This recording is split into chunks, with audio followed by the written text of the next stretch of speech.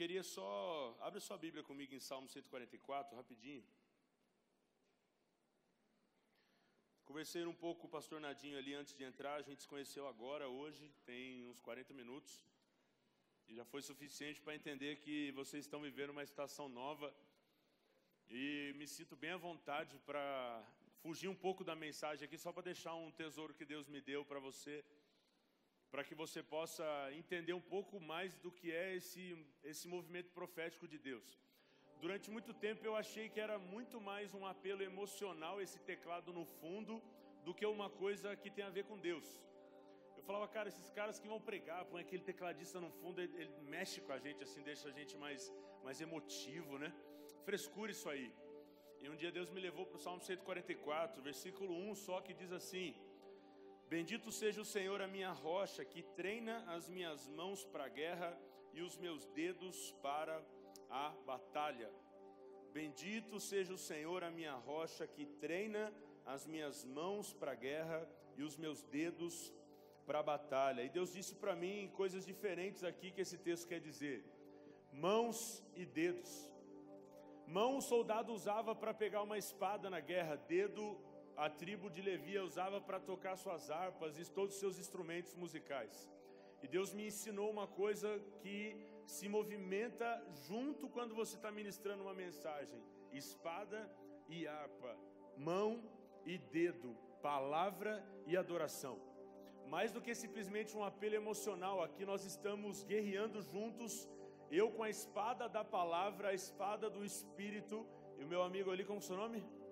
Guilherme ali, com os seus dedos que se movimentam então com a adoração, com o louvor. Então, o Senhor, Ele usa as mãos para a guerra e Ele usa os dedos para a batalha. Deus quer usar a palavra dEle nessa noite junto com a adoração, porque aí tudo que for resistência contra isso vai se quebrar e nós vamos terminar essa noite com a batalha e a guerra vencida. Amém? Tem muita gente vencendo batalha, mas não está vencendo guerra. Vence a segunda, a terça, mas perde a quarta. Deus chamou para vencer batalha, que é diário, mas Deus te chamou para vencer a guerra, que é a sua vida. Você começou bem, vai continuar bem, vai terminar bem. Você não vai só viver um dia ou outro da semana de pé, você vai viver todos os dias da semana, a sua vida inteira conquistando, de glória em glória, de vitória em vitória, porque eu e você, nós somos mais que vencedores. Não tem lugar no pódio para nós, porque pódio tem número 1, e número 1 é vencedor, mas nós somos mais que vencedores. Então, todas as vezes que você vê isso aqui acontecendo, todas as vezes que você entrar no seu quarto, abrir a Bíblia, liga um som junto e diz: Deus, eu estou com a espada, eu estou com os meus dedos aqui, eu estou com a harpa, e eu quero que o Senhor me ensine agora a vencer batalhas, mas eu quero que o Senhor me ensine a vencer a guerra da minha vida. Amém? Agora vamos sim para a mensagem.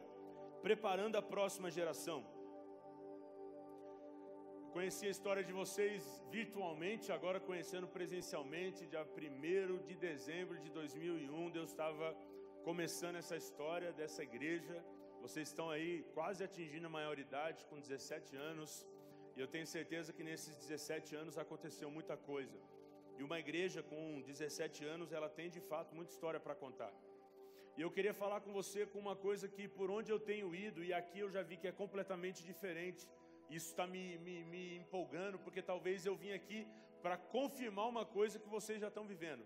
E isso é muito bom.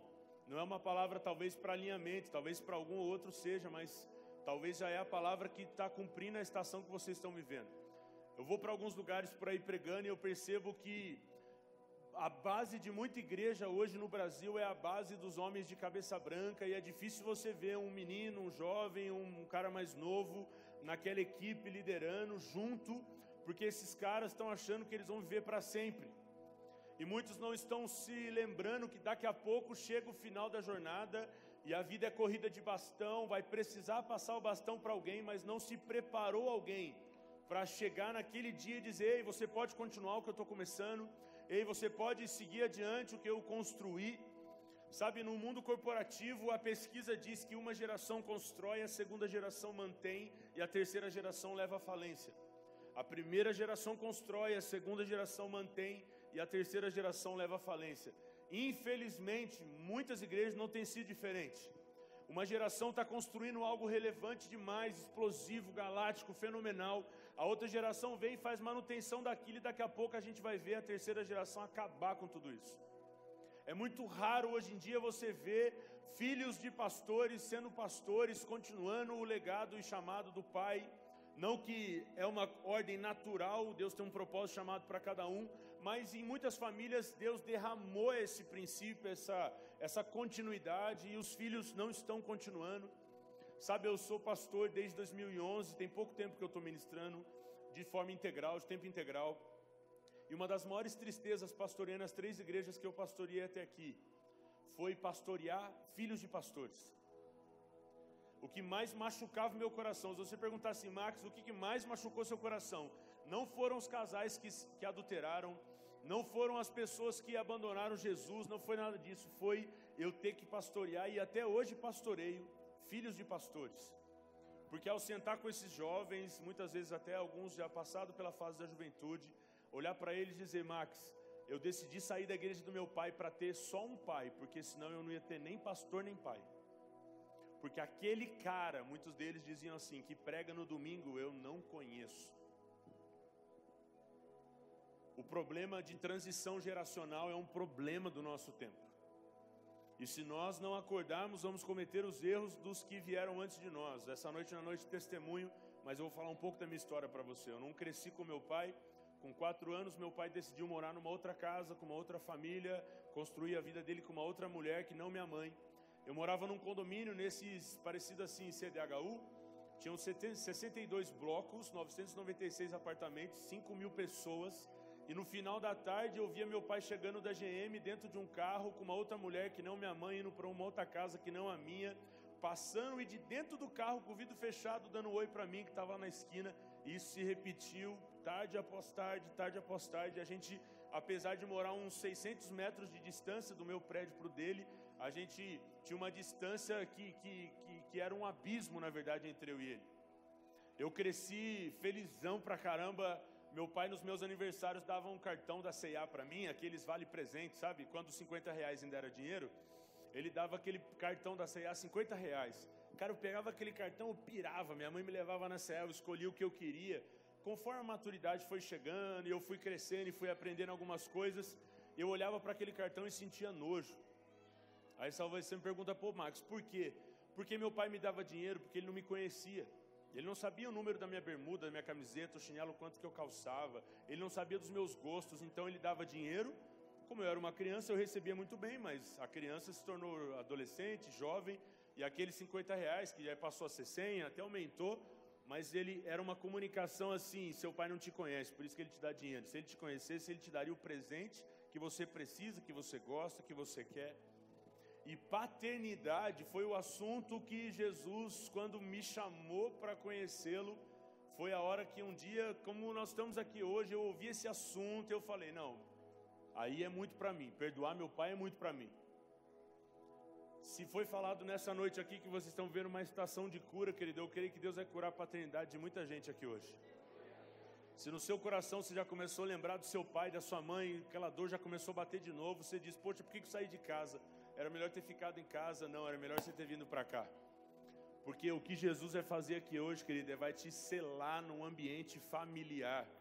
Talvez igreja para você ainda é um ambiente para você frequentar. A igreja a partir de hoje vai ser uma família para você pertencer. Igreja não é uma instituição, um clube, não, é uma família. E família tem pai, família tem filhos, família tem aliança, família tem identidade. E foram 7 longos anos de cura, ministração, tratamento. E conforme a mensagem for rolando, a gente vai compartilhando um pouquinho mais. Fato é que Deus é um Deus geracional. Gênesis 7, versículo 1 diz, então o Senhor disse a Noé, entre na arca você e toda a sua família. Deus nunca pensa o plano dele para um homem, para uma mãe, para um pai, para um filho. Não, Deus pensa em todo mundo junto. Deus, quando olha para um homem, ele diz, ei, é você e sua família. Ei, é você e seus pais, é você e seus filhos, é você e sua esposa, é você e seu marido. Você desistiu de ver toda a sua casa aqui dentro, então nessa noite receba uma porção de esperança de Deus para que todos da sua casa estejam aqui em nome de Jesus. Talvez o próximo GE que você vai fazer está a 2 metros de distância, no quarto do lado.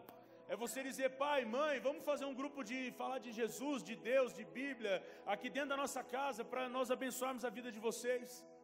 Sabe, queridos, nós precisamos entender que o sonho de Deus envolve todos os que têm o DNA que nós temos. Amém? Jeú, lá em 2 Reis 10:30, ouviu do Senhor dizendo o seguinte: o Senhor disse a Jeú: como você executou corretamente o que eu aprovo, fazendo com que a família de Acabe tudo o que eu queria, seus descendentes ocuparão o trono de Israel até a 4ª geração.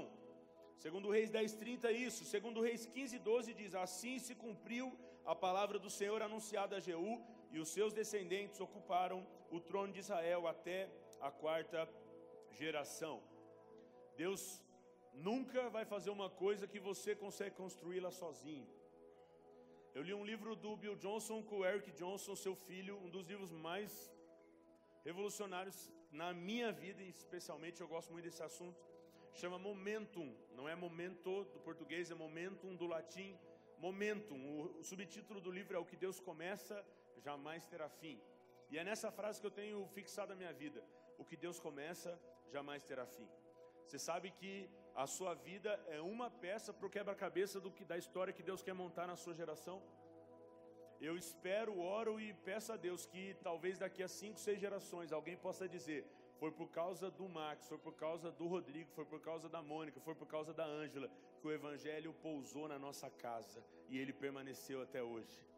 Eu ouvi uma pergunta hoje de manhã na conferência que nós estamos fazendo na nossa igreja também, que mexeu muito comigo. O pastor perguntou para nós assim: se só tivesse você de cristão no mundo hoje, você fosse o único cristão do mundo hoje, o Evangelho se sustentaria para as próximas gerações ou acabaria agora? Imagine que só você tem a verdade de Deus no seu coração no mundo todo. O Evangelho se propagaria e alcançaria outros lugares, ou ele ia parar em você? Pense nisso. Salmo 145, versículo 4 diz que uma geração contará a outra geração a grandiosidade dos teus feitos. Um dia eu perguntei para Deus: Deus, por que o Senhor continua dando filhos para os homens, mulheres, para as pessoas? E Deus disse: quando eu aprovo uma geração, eu preparo a próxima. Eu quero fazer uma oração agora, se fizer sentido para alguém aqui.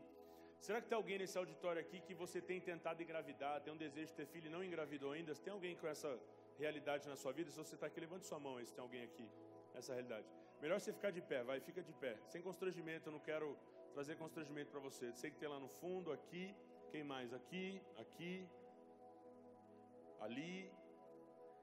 Se você que está perto dessas pessoas, pode ficar de pé também, toca nessa pessoa, estende as suas mãos, e você também estende as suas mãos para alguma dessas que você está vendo. Jesus, nós queremos que o Senhor faça nessa noite a estéril mãe de filhos, Pai.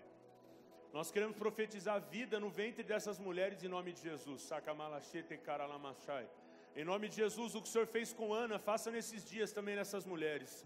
Nós abençoamos o ventre dessas mulheres, o organismo dos seus maridos também, para que em nome de Jesus seja produzido vida no Espírito agora. Deus, como nós acabamos de ler aqui, nós vamos rir antes de engravidar, nós vamos celebrar antes da vida tocar o nosso ventre. E ó Pai, em nome de Jesus, nós estamos em novembro, dezembro, outubro, dezembro, janeiro, fevereiro, março, abril, maio, junho, julho, agosto. Ó Pai, agosto e setembro do ano que vem virá muitos bebês nessa igreja em nome de Jesus. Nós veremos muita criança nascendo, ó Pai, a partir do segundo semestre, nessa igreja, nessa casa. Talvez algumas estão grávidas agora mesmo, porque o Senhor está curando agora mesmo. E nós oramos pelas meninas jovens, solteiras, que nem sabem ainda, mas porventura que tem uma enfermidade nas suas trompas, no seu ventre, que o Senhor cure elas agora mesmo em nome de Jesus. Os jovens também que têm alguma esterilidade no seu espermatozoide, pedimos cura agora em nome de Jesus. E que o Senhor ative, Pai, neste ambiente, pessoas, Pai, que vão gerar vida, não só no espírito, mas vida biológica, filhos também biológicos. Nós abençoamos, Pai, cada uma dessas mulheres e homens, em nome de Jesus. Amém. Vocês creem? Amém. Então assim será feito. Não era assim que Jesus falava? Você crê? Então você vai ver a glória de Deus. A gente quer ver seu bebê ano que vem, tá bom? Já vai pensando no nome, já vai pensando no nome de mulher, de homem. Pensa nos dois, que de repente vem gêmeos, né? Deus faz isso ainda, tá bom? Quero falar com você nesse comecinho aqui, na primeira parte, de alguns exemplos de gerações que não prepararam outras gerações. Vamos começar com a parte negativa para terminar com a abundância e na parte positiva. Algumas gerações que não se preocuparam em preparar outras gerações. A primeira história, Gênesis capítulo 11, versículos 31 e 32, a família de Abrão, ainda aqui Abrão. Gênesis 11, 31 e 32 diz: Terá tomou seu filho Abrão, seu neto Ló, filho de Harã, e sua nora Sarai, mulher do seu filho Abrão, e juntos partiram de Ur dos Caldeus para Canaã. De Ur dos Caldeus para onde?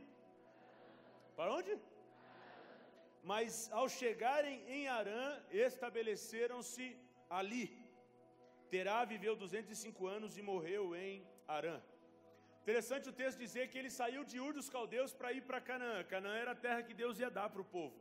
Mas quando ele chega em Harã, ele se estabelece ali. O texto faz questão de, depois do ponto final dessa história, dizer que ele viveu 205 anos e ali em Harã, onde ele se estabeleceu, ele morreu. Foi uma distração no meio do caminho que tirou Terá do processo do que eu tenho certeza que Deus queria fazer.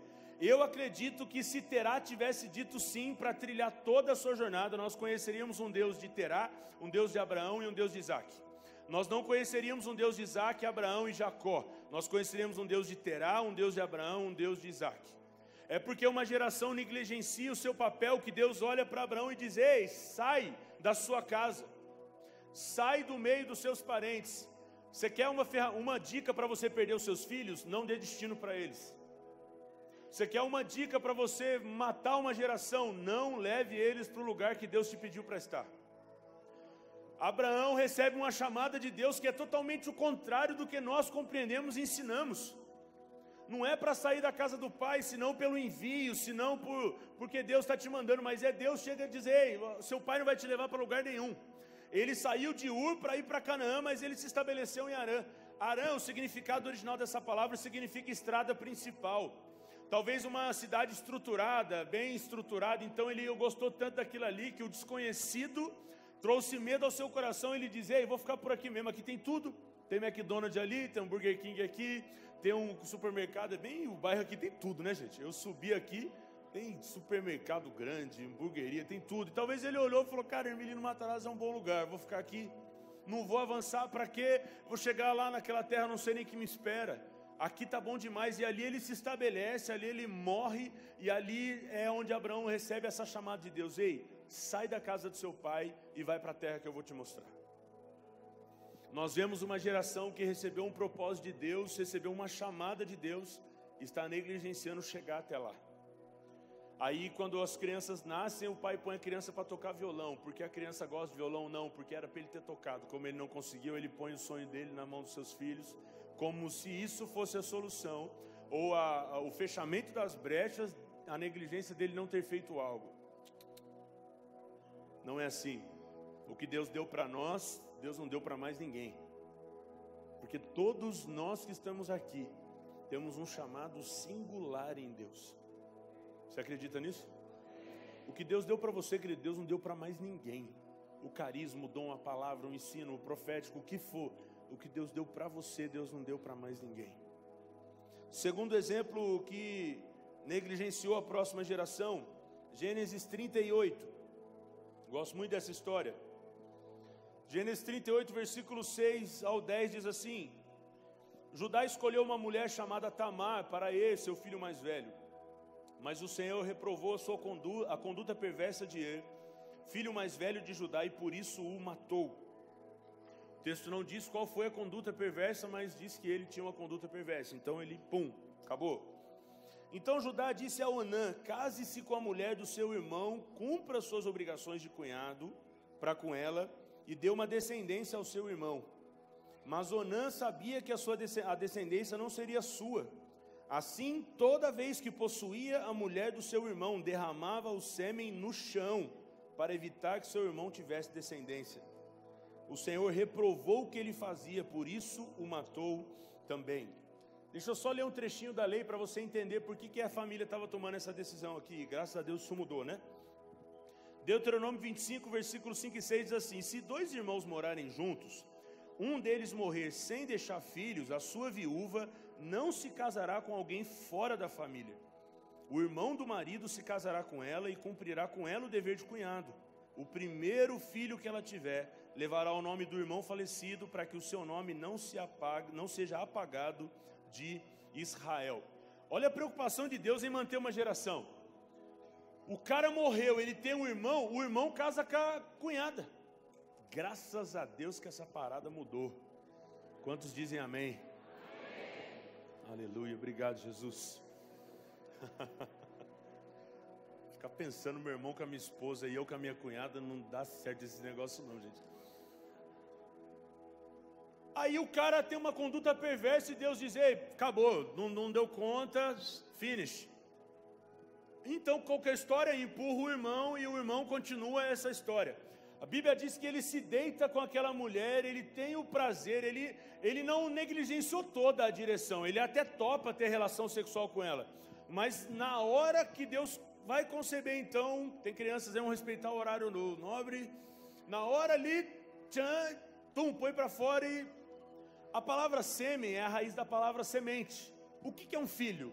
É uma semente que o homem carrega, plantado numa coisa chamada mulher, e isso nasce um filho, né?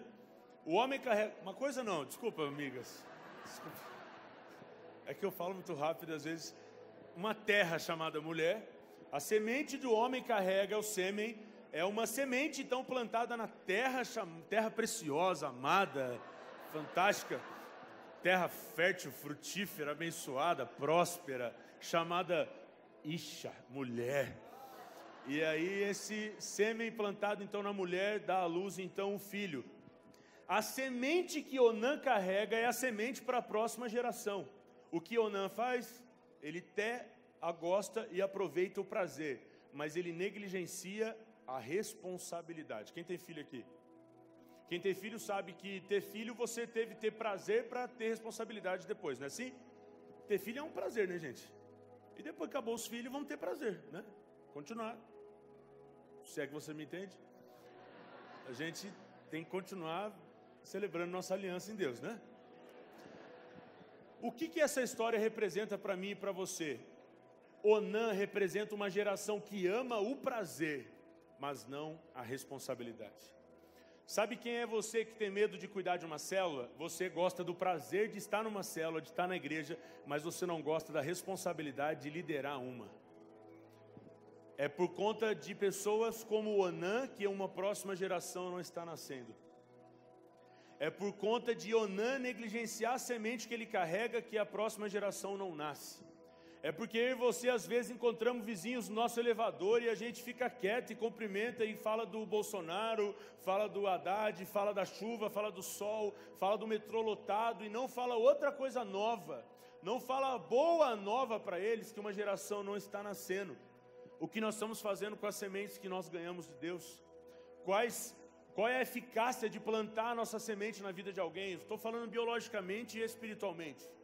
Onã foi consumido pela sua perversidade e negligência de começar a sonhar uma próxima geração. Terceiro exemplo que nos traz desgosto até de conhecer. Primeiro livro de Reis, capítulo 3, versículos 16 ao 28, mas eu não vou ler todos esses textos, você pode ler depois. Gente, essa aqui é a história top 3 que eu amo na Bíblia, essa história agora aqui. A história de Onã é a top 5, essa aqui está no top 3, eu amo essa história aqui. Aqui dá para arrancar tanta ilustração e mensagem que... Você lembra aquela história que duas mulheres chegam para o rei Salomão, uma está com um filho vivo, a outra está com o filho morto, a que está com o filho vivo está dizendo que o filho vivo é dela, a que está com o filho morto está dizendo que o filho morto é da outra, e está uma confusão ali, e o rei diz, então vamos assinar um veredito aqui e saber quem que é filho de quem. Você lembra dessa história? Vou ler um texto só para você aqui, versículo 19. Primeiro livro de Reis, 16 ao 28, o versículo 19 diz assim: certa noite esta mulher se deitou sobre o seu filho e ele morreu. Sabe quando uma geração morre? Quando a outra geração dorme. O diabo só tem autoridade onde a igreja silenciou sua voz. O diabo só tem autoridade onde a igreja dormiu. É porque uma geração está dormindo demais que uma geração está morrendo. A Bíblia conta essa história que as duas mulheres estão deitadas na tenda, cada uma com seu filho do seu lado. Ela deve ter rolado na noite, deitou em cima do seu filho. Quando ela acorda de madrugada, ela vê um menino morto. E ela diz: meu Deus, o que eu faço? A Bíblia diz que ela pega o menino morto, coloca do lado da amiga dela, pega o filho vivo da amiga dela e coloca do lado dela e volta a dormir. Talvez não conseguiu dormir, mas está dando fake news ali, dormindo, achando que está dormindo. A que ficou dormindo de boa, não matou ninguém, o filho dela está vivo, tranquilo, ela acorda de noite para amamentar a criança, a Bíblia diz. Quando ela vai pegar a criança com certeza devia estar durinha, ou ela, ei, filho, opa, esse aqui não é meu filho. Naquele tempo, né, a gente não tinha a graça ainda de como que é o nome daquele inventor da luz lá? Esqueci o nome dele agora. Quem que é o nome dele? Thomas Edison. O Thomas Edison não tinha nascido ainda, não tinha luz, então teve que esperar chegar de dia. Quando acordou, olhou e falou: não, mas peraí, esse menino morto aqui não é meu filho, não. E a outra, não, esse aí é meu filho, está olhando o filho dela, não, esse aqui é meu filho, esse morto é seu. Não, esse é meu, esse é seu. Aquela discussão, vamos para a mesa do rei. O que define essa história toda? Salomão está lá e nada, e ele pediu para Deus o quê? Sabedoria. Deus daria sabedoria para ele. Talvez se você estivesse naquela cena, como eu talvez, sabe o que Salomão pediu para resolver aquela? Dá uma espada para mim, eu vou matar a criança que está viva, e aí eu vou cortar no meio essa criança que está viva, eu dou metade para cada uma. A gente ia dizer, que rei louco. Não, essa era a sabedoria de Deus nele. Ele diz então, beleza gente, você está dizendo que o filho vivo é seu, você está dizendo que o filho morto não é seu. Vamos ver o seguinte, eu pego essa que está viva, já que o outro já não tem que fazer mais nada, eu corto no meio e dou para vocês. A que matou o filho dormindo, sabe o que ela disse? Por mim tudo bem. Ela matou uma geração e se deixar ela vai matar outra. Tem muita gente assim, colocou alguém perto dele, vai morrer. Ela não está preocupada com o filho que ela matou e ela não está preocupada com cortar esse no meio agora. O coração da outra de compaixão fala o quê? Meu rei, se for para cortar, então deixe meu filho com ela. Naquela hora que a mulher responde isso, eu até arrepio. O rei diz assim, eu descobri de quem que é o filho vivo é dela, dá o filho vivo para ela. Espada na Bíblia é palavra. Sabe o que vai decretar o que são filhos genuínos e pais genuínos? É a palavra de Deus. É a espada de Salomão, é a palavra de Deus que quando colocada na mesa ela vai definir quem é genuíno, quem não é genuíno, quem é joio, quem é trigo, quem é de Deus e quem não é de Deus. Quem quer produzir uma nova geração, produzir filhos, e quem só está trazendo esterilidade para o reino de Deus. Queridos, nós não podemos dormir, o diabo está acordado o tempo todo, tocando o terror na nossa geração. Toda hora alguém está se matando, é suicídio para lá e para cá. No grupo do meu condomínio começaram a dizer esses dias, tinha um cara lá pensando em suicídio, eu na hora corri atrás, saber quem que era para conversar, trazer para dentro da minha casa, saber, eu posso te ajudar. Do lado do meu condomínio, todo mundo acordou com a notícia que um cara pegou o 13º andar, brigou com a esposa, esperou ela dormir, os filhos dormir e pulou de lá. Foram bater na casa dessa mulher, imagina você acordando de madrugada, alguém dizendo, seu marido está morto lá embaixo, que ele acabou de pular da sacada. O diabo está ceifando essa geração, gente. Se nós continuarmos dormindo, uma geração vai continuar morrendo. Nós precisamos nos despertar, acordar, igual essa mãe que ela não dormiu em cima do filho. Muito além disso, ela acorda de madrugada para amamentar o seu filho.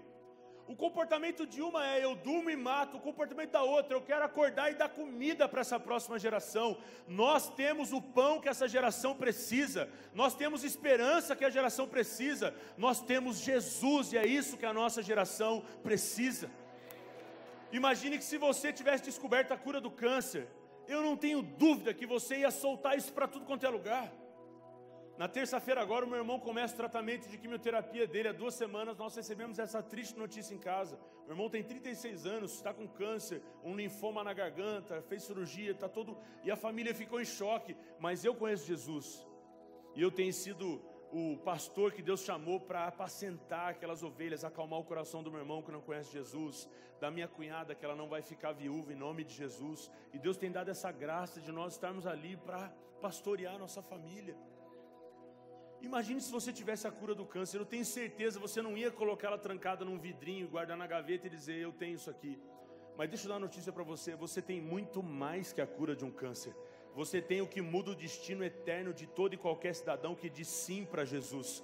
Dizer sim para Jesus não é ser curado do câncer, é por toda a eternidade viver ao lado do nosso Pai, sem choro, tristeza, notícia ruim, doença, nada mais. Se nós temos a autoridade que Deus nos deu para mudar o destino para as pessoas e lançá-las na eternidade com o nosso Pai.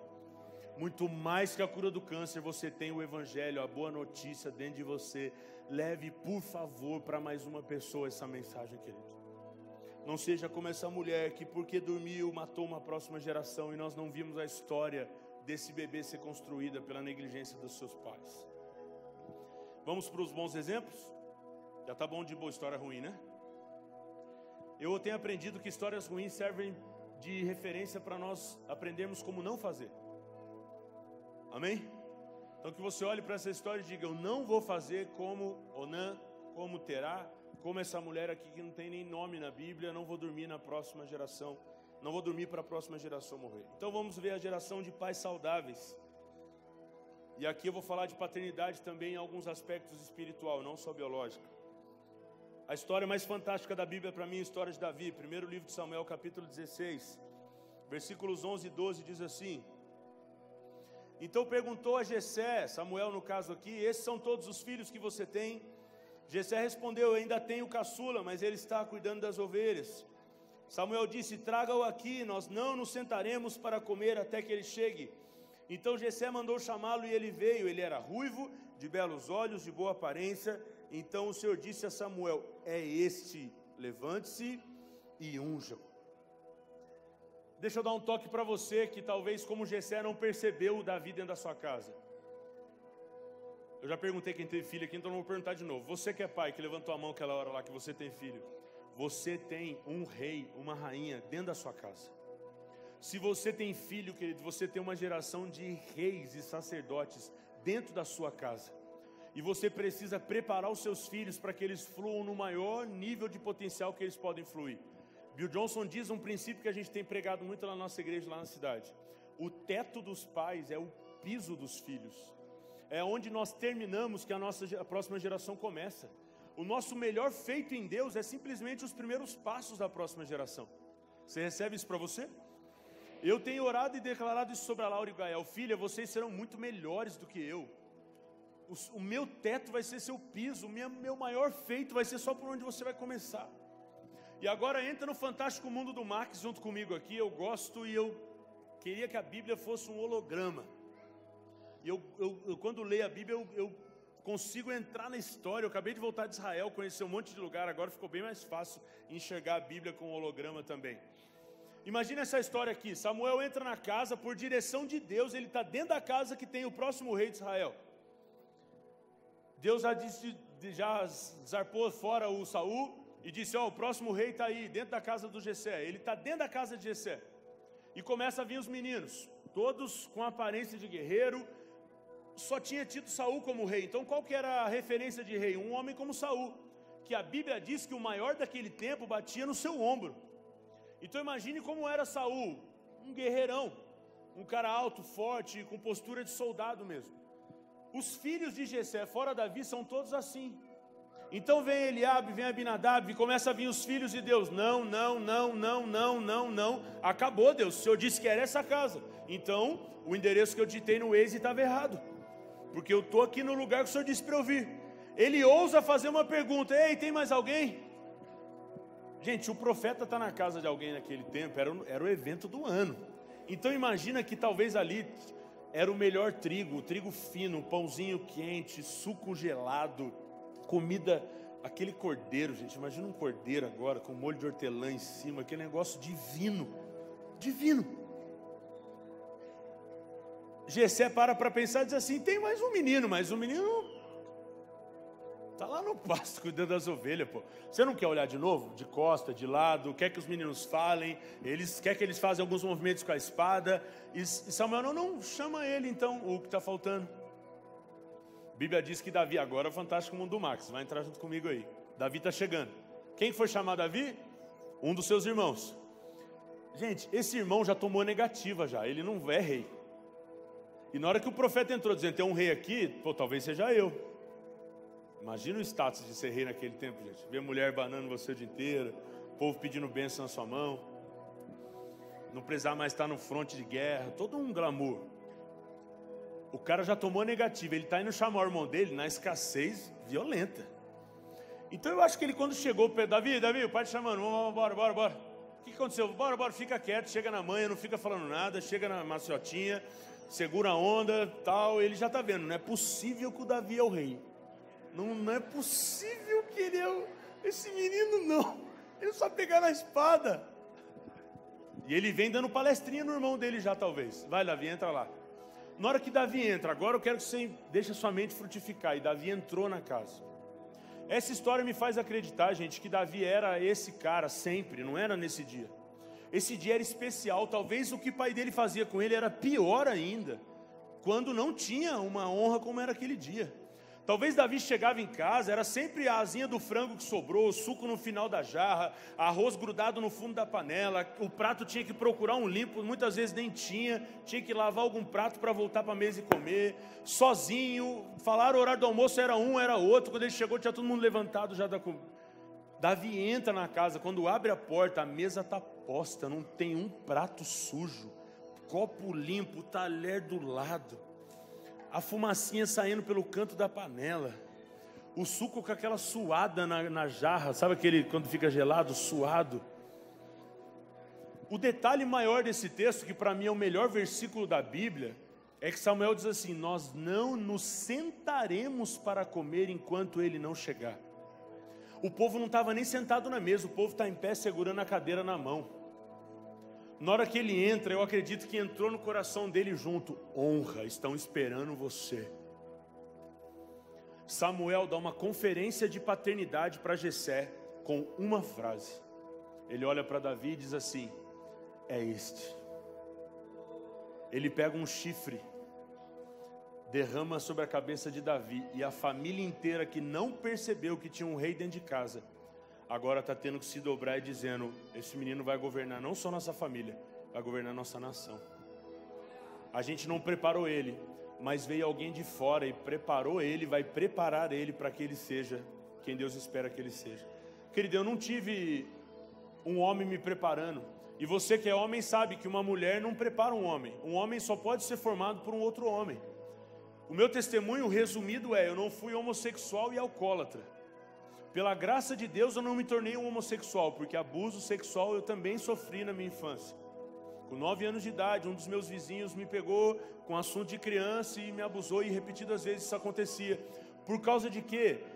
Com certeza a falta da proteção de um homem, de um pai. Minha mãe vendia Yakult de manhã, vendia sorvete à tarde, e de quinta a domingo trabalhava na bilheteria de uma balada para sustentar a gente, que meu pai nem pensão dava. A falta do pai, a referência do pai, fez com que eu crescesse com voz baixa, com vergonha, timidez, muita passividade, porque eu cresci debaixo de uma autoridade feminina. Não foi um homem que recebeu de Deus, Gênesis 1:26, governo, que me cuidou. Foi uma mulher, que é passiva, que é, ou deveria ser, e na sua função aqui está sempre ali, debaixo da autoridade de alguém. E eu cresci assim. Até os 15 anos de idade eu era pequeno. Depois disso que eu comecei a fazer academia, tomar anabolizante, eu sempre nadei muito, então daí que eu cresci. Então sempre, era aquele menininho ali, Max. Quando eu cheguei na igreja, gente, o meu Jessé falhou, mas Deus me deu um Samuel. Foi na igreja que eu recebi paternidade. O homem que já esteve pregando aqui com vocês, pastor Nadinho, disse: Carlito Paz, esse homem, eu devo muita honra até o final da minha vida para esse homem. Porque na minha casa, quando minha mãe dizia: vamos comprar uma pizza, quando eu sugeria um sabor, ela me pedia para ficar quieto, que eu não tinha nem poder de decisão em casa. Esse homem me chamou um dia e disse: eu quero te dar uma igreja para você cuidar. Eu disse: oi? É uma igreja daqui 40, mas eu vou pastorear uma igreja 40 quilômetros daqui. O senhor está dizendo que eu não vou precisar prestar conta, eu vou ter esse salário, esses benefícios, o senhor vai me dar todo o suporte, isso, aquilo, então eu não preciso me preocupar com nada. Ele disse sim. Eu lembro dele me dizendo até hoje: o seu carro não está legal, você vai precisar viajar bastante, eu quero dar um carro para você. Eu disse: oi? Tem alguma câmera aqui. É um teste, estão me pegando. Eu não estava acostumado a ser honrado. Honra para mim era um ambiente desconfortável. Mas, querido, O bom exemplo é que Deus nunca vai deixar faltar uma boa referência para nós. Guarde uma coisa no seu coração: se o seu Jessé falhou, Deus vai te dar um Samuel. Se o seu Jessé não te viu na sua casa, alguém um dia não vai sentar para comer, para esperar você chegar. A diferença de Davi e Saul é que Saul foi ungido com um vaso de barro. Vasos de barro são feitos por mãos humanas. Uma unção humana e não divina foi derramada sobre Saul. Uma vontade divina, uma vontade humana, a unção até foi divina. Foi o povo que pediu um rei e Deus disse: tá bom, toma. Davi não é ungido com vaso de barro feito por mão humana. Davi é ungido por um chifre de um bicho, que não tem como um homem fazer um chifre. É Deus que separou Davi para tal função. Os homens pedem Saul, Deus tira Saul do governo para chamar Davi para estar lá. Deus vai te colocar num lugar de honra. Você que até hoje pensava que você era órfão, o Jessé vai chegar daqui a pouco, vai te enxergar. Querido, a igreja não tem como matar o chamado que Deus colocou no seu coração. Em algum momento alguém vai te ver e dizer: ei, eu gostei de você. Aquele menino, gente, estava vindo orar às 7 horas da manhã aqui, um dia alguém viu aquele menino. É assim que acontece no reino de Deus. Nenhuma das nossas obras são em vão. No pasto cuidando das ovelhas do meu pai, eu estava lá, mas Deus estava comigo. E é Deus que viu Davi lá. E querido, uma coisa bem feita no secreto, um dia se torna uma coisa bem feita em público. Tudo que Deus aprova em secreto, Ele traz para público. É a sua vida bem resolvida lá atrás, que daqui a pouco vai ser divulgada para todo mundo aqui na frente. Deus é o Deus que tem prazer em promover você, querido. Foi Deus que disse para Abraão: eu vou fazer o seu nome famoso. Deus não tem problema em fazer nome de ninguém famoso, porque sabe que quando o seu nome se tornar famoso, é o nome dele que vai se tornar mais famoso. Davi sai agora de um ambiente onde ninguém o via, para toda a nação o ver. Espera o tempo certo, a hora certa, e até hoje em Israel é um rei que todo mundo bate continência e diz: esse cara foi diferenciado. Amém, papais? Você tem um rei na sua casa. Não olhe para os seus filhos de forma diferente. Cuide-os como se eles fossem Cuide dos seus filhos como se eles fossem ser o presidente do Brasil, o próximo presidente do Brasil. E por que não seu filho se tornar um próximo presidente do Brasil? Por que não seu filho se tornar um homem que vai ser um homem de maior referência, a mulher de maior referência nessa geração? Por que não? Você acredita que Deus pode fazer isso com a sua geração? O segundo bom exemplo, Gênesis 41, versículo 1. Então Jacó chamou seus filhos e disse: ajuntem-se ao meu lado, para que eu lhes diga o que lhes acontecerá nos dias que virão. Deixa eu dizer uma coisa para você, papai. A maior profecia para os seus filhos está na sua boca. Não é mais uma sala de aconselhamento que você vai entrar. Sabe, eu pastorei 3 igrejas, como eu disse para vocês, estou pastoreando a 3ª agora. Eu lembro que eu dizia para o pessoal assim: gente, eu quero ir num aniversário e comer coxinha, beber refrigerante. Pastor em aniversário, o povo que senta na mesa quer saber pergunta bíblica, teológica, aconselhamento. Final da festa, se o pastor está presente, ele vai orar pelo aniversário, ele vai dar uma palavra, puxar de bebê, porque a gente é pastor em qualquer lugar. Você encontra a pessoa no supermercado: pastor, precisava te contar um negócio, você tem um tempinho? Você está com o carrinho já dizendo: dá para a gente ir andando, conversando? Eu estou com uma família esperando. E eu falava ao pessoal: gente, dá o prazer do seu filho ver você abençoar o aniversário dele, e deixa eu comer no coxinho em paz, sentado no meu lugar lá. Porque o seu filho vai crescer me ouvindo a vida inteira se ele for um membro da nossa igreja. Agora você talvez. Gente, para mim não é dificuldade nenhuma pregar dentro de casa. Na verdade, às vezes dentro de casa eu deixo de pregar para meus filhos não achar que tudo é uma coisa só. Talvez você que não é como eu, que sou pastor, você deveria fazer mais aquilo que a gente faz mais aqui e lá, porque seu filho não vai ver o tempo todo você fazendo isso. Mas uma coisa que eu adotei na minha família: eu tenho pastores, tenho pais espirituais, mas no aniversário dos meus filhos, sou eu que falo, eu que dou a palavra para eles, eu que falo com eles. Lá em casa eu adotei o sistema de tem que dar uma alinhada, corrigida, eu deixo minha esposa de lado e eu chamo para eles, sento no sofá e digo: olha os dois para mim, vamos conversar. A maior profecia que os meus filhos vão receber, eu quero que eles aprendam isso, está na minha boca. E eu quero ser o profeta na vida dos meus filhos. Querido, o seu destino espiritual, o seu destino profético passa pela mão de alguém. Deixa eu trazer um alinhamento para você, se você talvez chegou aqui com esse entendimento e pensamento, porque pode ter alguém com esse pensamento aqui: ah, eu quero sair da comunidade da graça, eu quero ir para uma outra igreja. Querido, nós não temos autonomia no nosso chamado. E se isso te incomoda, me perdoe, mas eu preciso ser bíblico, genuíno, profético e verdadeiro com você. Não dá para eu ficar aqui te dando fake news, notícia passada. Processo de transição de ambiente, pensando o reino de Deus, só se dá por envio. Eu não tenho autonomia sobre o meu chamado. A Bíblia diz que eu sou flecha. Flecha não tem perna, braço, boca, voz. Flecha está na aljava de um arqueiro e quando ele a lançar, ela vai chegar em algum destino. Caso não, ela fica paradinha, esperando na aljava o tempo certo para ela se alocar no novo lugar. Faz sentido o que eu estou falando para você?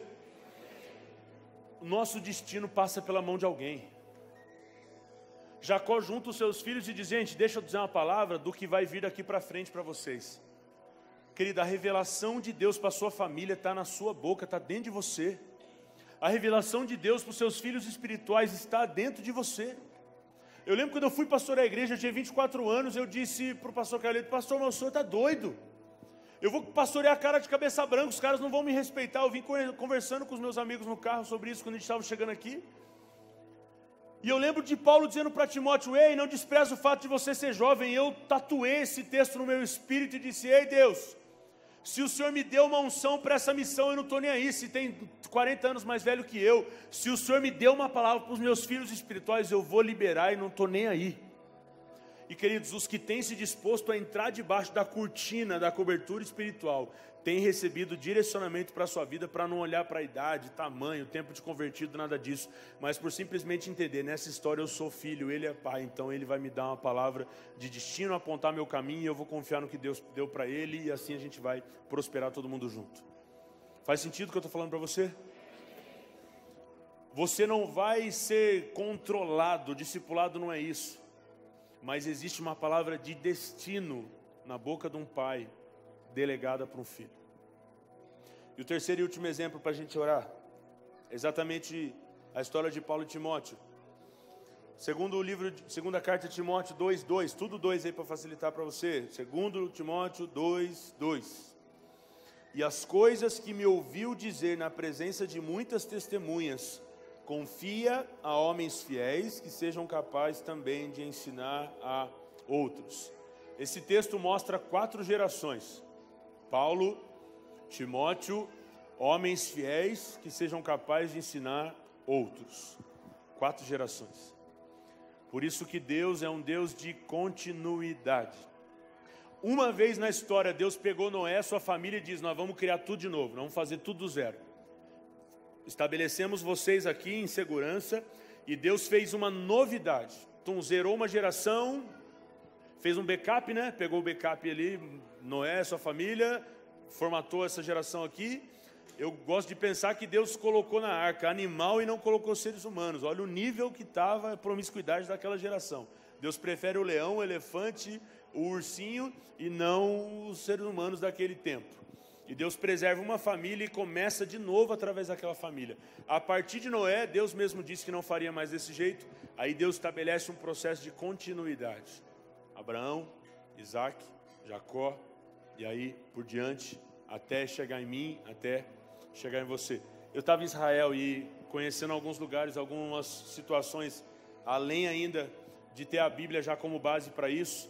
É tão lindo saber, gente, que uma coisa começou lá atrás, chegou até nós, nos dias de hoje, aqui no Brasil. É fantástico você conhecer Israel, poder pisar naquela terra e dizer: tem uma árvore ali, tem um prédio ali, tem uma ruína aqui de 4.000 anos. E aqui passou um homem chamado Abraão. E essa mensagem, porque ele não negligenciou, chegou até mim lá no Brasil, 3.500 anos depois. Porque uma geração foi passando para outra, e passando para outra, e passando para outra, chegou até nós aqui. E se depender de mim e de você, eu creio, não vai parar aqui. Paulo disse para a igreja de Corinto: vocês têm muitos tutores, mestres, mas vocês não têm muitos pais. E eu mesmo gerei vocês no Evangelho. Querido, o assunto paternidade espiritual, ele é, por muita gente, ainda negligenciado. Porque pega um texto fora de contexto, onde Jesus diz: não chame ninguém de pai. Eu não estou pedindo para ninguém me chamar de pai. Não é o chamar de pai que revela a paternidade. É a identidade que Deus me deu, a identidade de filho, que me faz acreditar que Deus também me deu um pai. além dele mesmo ser, mas um pai biológico, além de um pai também espiritual, para me dar destino, apontar o caminho. E Paulo foi esse cara para muita gente, inclusive para Timóteo. Ele está dizendo para Timóteo: ei, agora o que você ouviu de mim, você vai ensinar para homens fiéis que vão ensinar a outros caras. Ele estava dizendo: Timóteo, você foi filho, está na hora de você se tornar um pai. Está na hora de você também gerar alguns homens, algumas mulheres, alguns lugares. Momento de oferta ali, eu nem ia falar isso aqui, eu vou falar. No momento de oferta ali, eu fui compelido a dar uma oferta. E eu tinha guardado na minha carteira alguns dinheiros que não são real, né? Era euro, tinha $1, um pouco de dólar também. E eu falei para Deus: por que esse dinheiro ainda está na minha carteira? Eu estou perguntando para Deus faz tempo isso aí. Nossa, eu estou esquecendo de guardar. Aí eu saí de casa hoje e falei: vou até voltar, deixar o dinheiro lá, vou levar de novo. Aí na hora da oferta ali, Deus falou para mim: pode me dar o dólar e o euro. E eu perguntei para Deus: por que o senhor quer minha oferta? Por isso que o senhor não queria que eu tirasse da carteira, se eu queria minha oferta? Era só falar que eu tinha dado já antes. E Deus disse: não, é que eu tenho um chamado específico. E aí eu creio que é nessa noite aqui, de alguns aqui receberem o entendimento de Deus para essa noite, que você vai para as nações. E se, criando a identidade ali do que eu dei, se foi euro e dólar, eu acredito que tem a ver com a Europa. E se você tem alguma coisa no seu coração com alguma nação na Europa, eu creio que Deus está te chamando e confirmando isso em você hoje. Só leve isso para quem cuida de você, para que alguém te lance nesse lugar. Porque se Deus está fazendo muita coisa aqui na região, então está na hora do mundo saber o que Deus está fazendo aqui também. Eu tenho certeza que não é por acaso que você aprendeu uma outra língua, não é por acaso que você nasceu nessa família e tem cidadania de alguma nação, não é por acaso um monte de coisa que você até agora achou que era por acaso. Não, Deus está te empurrando hoje para um outro lugar, te soprando para um outro continente, para que outros lugares possam conhecer também o que Deus está fazendo aqui. Amém? Talvez você estava com um plano de turismo, isso, aquilo, cancela tudo isso aí e prepara a sua vida para talvez a sua mala partir para o destino do velho continente. E daqui a pouco a gente talvez vai ter algum lugar separado por Deus lá, para a gente ter uma comunidade da graça. Portugal já favorece muito, né? Que a língua não precisa nem ter desafio. Mas tem muitas outras nações que estão carecendo de uma igreja genuína, de um evangelho verdadeiro, de um povo apaixonante. Se começou o burburinho, eu acho que tem muita gente mesmo que está querendo ir para a Europa, né? Então que Deus te abençoe, pastor. Vale a pena às vezes perder para ganhar, né?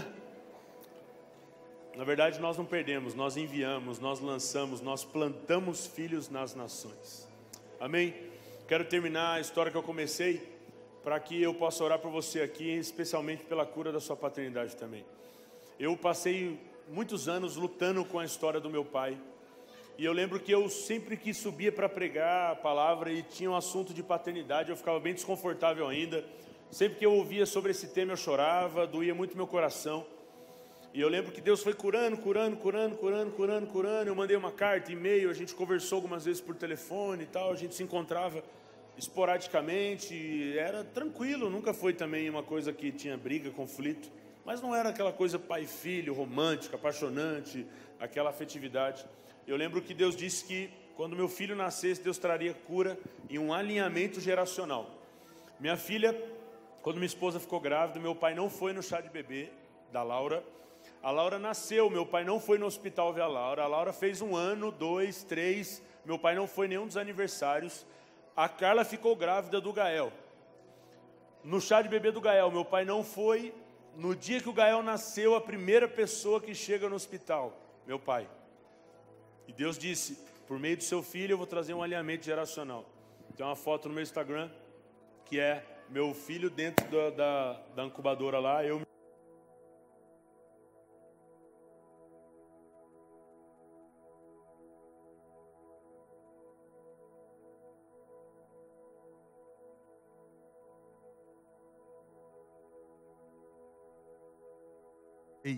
Ei, aí, tá me ouvindo? E aí o Gael nasce e Deus começa já nesse nível. Primeira pessoa que chega no hospital, meu pai. Eu já emocionado, tirei a foto. Até hoje é uma das fotos mais curtidas lá, porque o povo, sempre que eu conto essa história, vai lá olhar e ver e tal. E aí começou aquele link com meu pai, a gente conversando ali, eu fiquei muito mais à vontade. O Gael vai fazer 1 ano de vida. Morava aqui em São Paulo, plantei a nossa igreja aqui em São Paulo, lá na Barra Funda. Morava lá na Barra Funda e o aniversário foi aqui no Tatuapé. Então, você conhece São Paulo, saindo da Barra Funda para o Tatuapé, dá um tempinho aí. Meu pai, pela primeira vez, depois de anos de casado, vai na minha casa. Saiu lá de São José, que é onde ele morava, hoje ele está no Rio de Janeiro, e veio aqui para São Paulo, e o meu pai está dentro da minha casa. Imagina um cara feliz, meu pai está dentro da minha casa. Morava do lado do metrô, levei ele na janela, pai, ali é o metrô, aqui é o trem e tal, e mostrando meu quarto, aqui é meu quarto, que é o quarto dos meus filhos e tal. Uma alegria, meu pai está dentro da minha casa. No finalzinho de todo ali, a gente estava já se arrumando para sair, eu fiz toda uma logística, empurrei todo mundo para todos os carros e ficou no meu carro, eu no volante, meu pai e o Gael atrás. Só deixei nós 3. Falei, cara, Deus disse que pelo meu filho ia fazer alguma coisa, é a 2ª vez que nós 3 nos encontramos, acho que alguma coisa vai acontecer. Gente, meu download de cura já estava no 105%, já estava transbordando a cura.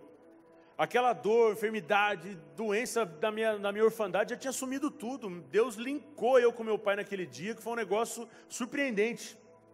Tudo que faltou, que ele não deu, eu já tinha recebido dos meus pais espirituais. Foi na igreja que eu recebi honra, cuidado, destino profético, toda a herança que eu nunca recebi, aqui na igreja eu recebi. Deus me deu tudo de volta, restituiu, prosperidade, tudo que você imagina. E eu estou dentro do meu carro com meu pai e meu filho começa a chorar. E chora, e chora, e chora, e eu já estou acostumado, sempre estou ali. E eu, como não gosto de dirigir, eu estou sempre no lugar que meu pai está. E meu pai do nada me pergunta, ei filho, o que eu faço? Tem alguma coisa que eu posso fazer para o Gael parar de chorar? Eu disse, pai, se o senhor jogar a mão para trás, der o dedinho para ele, ele costuma grudar o dedo e ele para de chorar, que ele sente mais confiante e tal. Porque eu sempre estou no lugar dele, é sempre isso que eu faço. Meu pai joga o braço para trás, o Gael gruda, o Gael para de chorar na hora e dorme na hora. Pum, apagou. Tum. Eu estou vendo meu pai lá com o braço, a gente marginal, e entrando no bairro e tal. Eu falei, pai, pode soltar, né? Porque dormiu já era. Ele falou, não, deixa aqui. Naquela hora, o Espírito Santo parecia que tinha, ele já estava ali, né? Mas parecia que ele entrou mesmo assim no carro, sabe? Pum. E eu senti uma atmosfera mudando e eu disse, Deus, está rolando. Lá dentro de mim, né? Falei, está rolando. Eu só fiz uma pergunta, só falei para meu pai soltar o dedo do Gael. E Deus, lá dentro, disse assim, filho, em você eu já fiz, agora deixa eu começar a fazer nele. Porque ele escolheu não dar o dedinho para você e os seus irmãos segurarem, ele foi embora. Ele não teve um bebê do seu lado, eu estou dando o seu filho para curar o seu pai. Naquele dia, gente, eu posso dizer para você com toda a convicção do mundo, está entre os 5 melhores dias da minha vida. O melhor dia da minha vida, claro, foi o dia que eu conheci Jesus. Aquele ali talvez deve ser o segundo. Eu joguei pimbolim com meu pai. Depois de 30 anos, eu joguei pimbolim com meu pai no aniversário do meu filho. Eu tomava gol dando risada. Meu pai cresceu em bar, então pimbolim para ele é mato. Eu tomava gol e eu estou jogando pimbolim com meu pai. Aí tinha mesa de ping-pong, meu pai, eu tô perdendo e tô feliz que eu tô jogando ping-pong com meu pai. Gente, meu pai bebendo refrigerante, sentado na mesa, no dia do meu casamento, meu pai foi no meu casamento. Ele disse assim para mim, filho, eu vou te dar a festa. Eu não ia ter festa, meu casamento ia ser super simples. Eu falei, pai, obrigado, eu não ia fazer festa, eu não tenho nem dinheiro e tal. Ele falou assim, só tem uma condição, tem que ter bebida alcoólica. E naquela hora Jesus disse para mim, e aí, tá contigo? Eu disse, pai, eu só vou casar uma vez na minha vida, eu não vou, vai ter bebida alcoólica no meu casamento. E meu pai disse, bom, se não tem bebida, então não tem festa. E eu disse, então tá bom. E eu durmo na cama que meu pai me deu até hoje, porque ele deixou de me dar uma festa para me dar uma cama. E eu estou no aniversário do meu filho, e ele está bebendo refrigerante ali, ele topou estar num ambiente que não tinha nada daquilo que ele gostava. Por causa de quem? Por causa de mim. Por causa do meu filho. E Deus disse lá atrás, pelo seu filho, eu vou trazer um alinhamento na sua geração. Querido, o que eu tenho a dizer para você nessa noite, que o seu pai é muito melhor do que você imagina. Sabe, teve um dia que Deus disse uma coisa para mim, aqui eu vou encerrar para a gente orar. Deus disse, Max, você tem um motivo de gratidão pelo seu pai. Eu disse, eu não tenho. O Senhor sabe que eu não tenho nenhum motivo de gratidão pelo meu pai. Deus disse, você tem um motivo de gratidão, você tem. Eu disse, qual? Foi por meio dele que você nasceu. E quando Deus disse isso para mim, entrou uma porção de esperança que aquele relacionamento poderia acontecer. Gente, hoje eu falo com meu pai todo dia no WhatsApp. Meu pai mora no Rio de Janeiro, está no 3º casamento dele. Chamam ele de Fábio Júnior, não sei porquê. Tomara que pare no 3º, né? Mas eu sou amigo do meu pai, gente. E sabe uma coisa que eu aprendi com Jesus? Eu só serei um bom pai para a minha geração a hora que eu aprender a me tornar um bom filho. O meu problema não era que eu tinha a falta de um pai. O meu problema é que a falta de um pai fez eu não me sentir um filho. O meu problema não era eu não ter a parte de cima bem resolvida. Eu não tinha a parte de baixo bem resolvida.